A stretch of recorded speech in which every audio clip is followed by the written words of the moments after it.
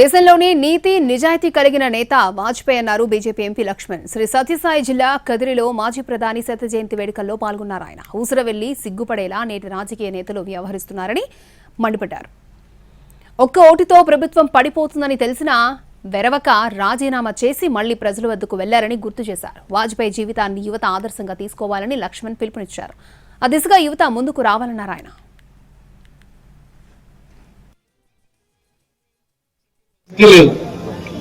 రంగులు మార్చే ఊసరి వెళ్ళింది కదా, అది కూడా సిగ్గుతో తలవంచుకుంటున్నది.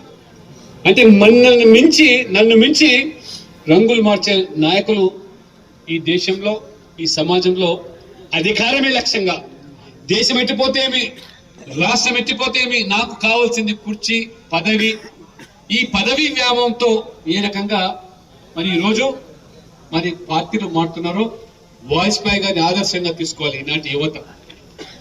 కానీ ప్రభుత్వం కోల్పోయినా ప్రజల మన్నలు పొంది తిరిగి మళ్ళీ అధికారులకు వచ్చి ఏ రకమైన పాలన దేశానికి అందించాడో మీరందరూ కూడా